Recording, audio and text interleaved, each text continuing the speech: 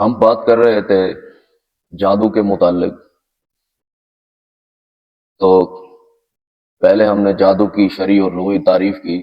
آج ہم بات کریں گے کہ جادوگر شیاطین کا تقرب حاصل کرنے کے لیے، قریب ہونے کے لیے، شیاطین سے ملنے کے لیے، ان کو خوش کرنے کے لیے اور راضی کرنے کے لیے کیا کرتے ہیں.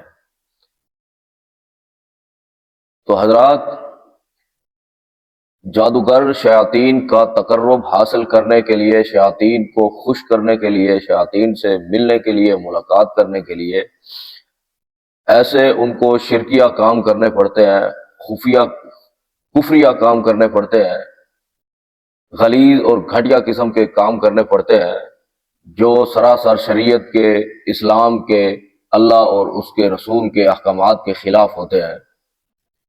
مثلاً کہ کچھ جادوگر شیاطین کو خوش کرنے کے لیے کیا کرتے ہیں کہ قرآن کو اپنے پاؤں کے ساتھ باندھ کر بیت الخلاء میں چلے جاتے ہیں تاکہ شیطان زیادہ سے زیادہ خوش ہو.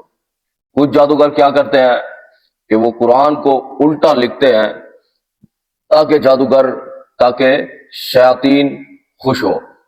کچھ جادوگر ایسا کرتے ہیں کہ قرآن کو نعوذ باللہ معاذ اللہ پاخانے کے ساتھ، پیشاب کے ساتھ لکھتے ہیں.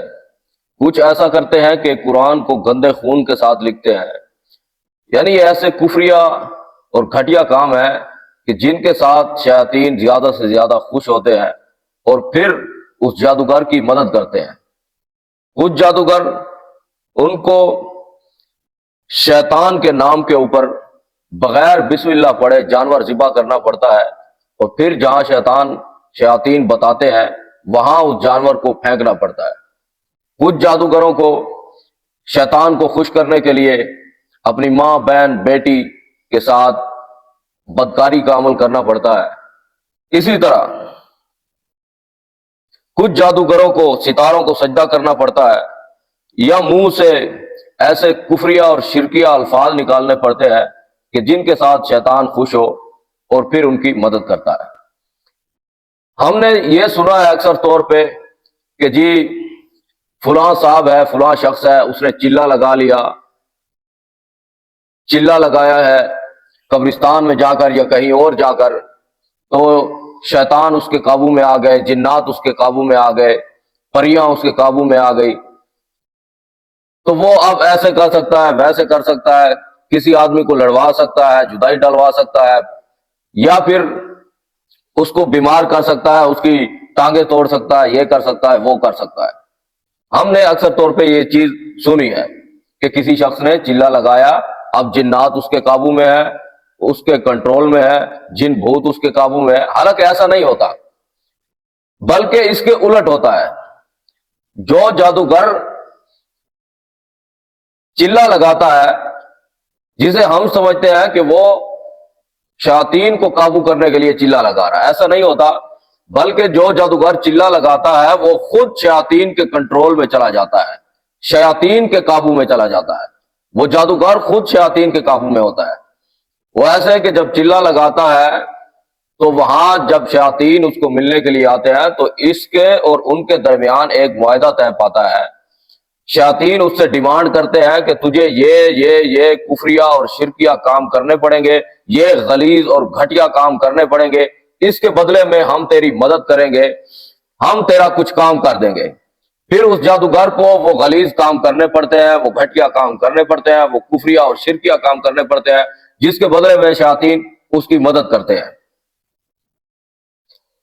تو وہ خود شیاطین کے کنٹرول میں ہوتا ہے. اس جادوگر بیچارے کو شیاطین کو خوش کرنے کے لیے بہت سارے گھٹیا کام کرنے پڑتے ہیں، کفریہ اور شرکیہ کام کرنے پڑتے ہیں کہ جس کے ذریعے شیاطین اس کی مدد کرتے ہیں. اور ایسا بھی نہیں ہوتا کہ جس شخص نے چلہ لگایا ہوا ہے شیاطین اس کی مدد کرتے ہیں تو وہ کسی کے اوپر جادو کر کے اس کو توڑ مروڑ دے، دھرم بھرم کر دے. ایسا بھی نہیں ہوتا کہ وہ سب کچھ کر سکتا ہے، ہر چیز اس کے اختیار اور کنٹرول میں آ گئی. ایسا نہیں ہوتا. اگر ایسا ہوتا کہ جادوگر اگر چاہتا تو کسی کو فنا کر دیتا، تباہ کر دیتا، تباہ و برباد کر دیتا، بندوں کو مار دیتا یا بیمار کر دیتا، تو دنیا کا سارے کا سارا نظام ہی دھرم برم ہو جاتا. ہر چیز ہی الٹ پلٹ ہو جاتی. اگر اتنے یہ باصلاحیت اور با اختیار ہوتے یہ جادوگر، یہ چلا کمپنی، تو آج پھر دنیا کے اوپر راج ہی نہیں کا ہونا تھا، کنٹرول ہی نہیں کا ہونا تھا. جبکہ یہ کیا کر رہے ہیں؟ یہ کوئی فٹ پاتھوں پہ بیٹھے ہوتے ہیں، کوئی اپنی دکانیں کھول کے بیٹھے ہوتے ہیں، 100 روپے میں، 500 میں، 1000 روپے میں، 2000 روپے میں تعویذ بیچ رہے ہیں اور دہاڑیاں بنا رہے ہیں. اگر یہ اتنے باصلاحیت اور بااختیار ہوتے اور ان کے پاس اتنی طاقت اور قدرت ہوتی تو انہیں یہ 500 اور 1000 روپے کی دہاڑیاں نہ لگانی پڑتی، 100 روپے میں تعویذ نہ بیچنے پڑتے.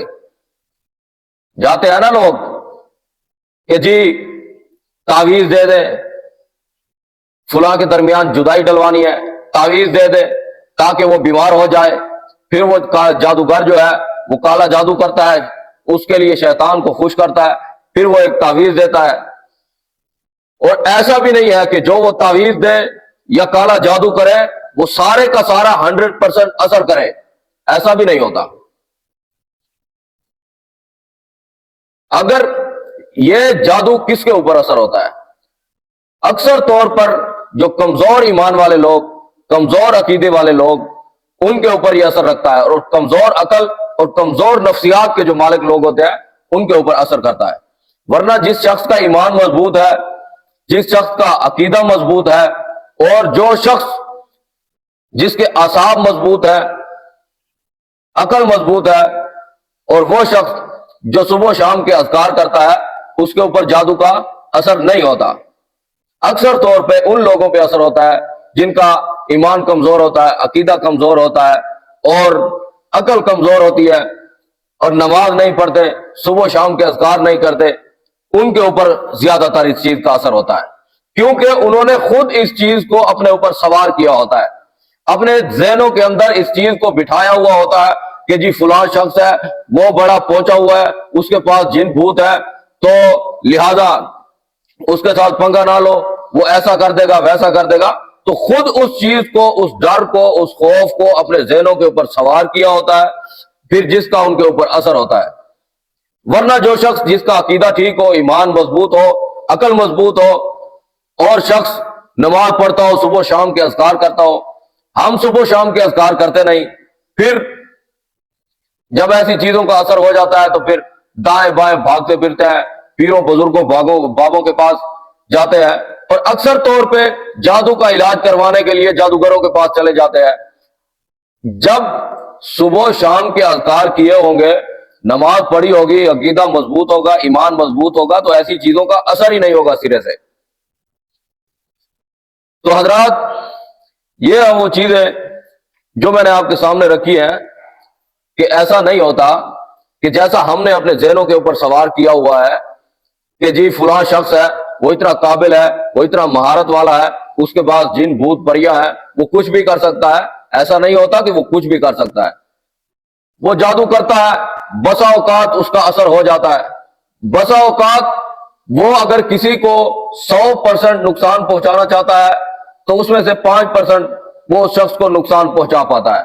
بسا اوقات ایسا ہوتا ہے کہ جادوگر جادو کرتا ہے اور وہ الٹا اس کے گلے میں پڑ جاتا ہے. ہم نے یہ چیز سنی ہوگی نا کہ تعویذ الٹے ہو گئے، جادو الٹا ہو گیا، تو وہ الٹا اس کے گلے میں پڑ جاتا ہے جو جادو کرنے والا ہے یا کروانے والا ہے. تو ضروری نہیں ہے کہ یہ 100% اثر کرے، تقریباً یہ ان کے اوپر اثر کرتا ہے کہ جنہوں نے اس ڈر اور خوف کو خود اپنے ذہنوں کے اوپر سوار کیا ہوتا ہے. تو اللہ تعالیٰ سے دعا ہے کہ اللہ تعالیٰ ہمیں اس چیز کو سمجھنے کی توفیق عطا کرے.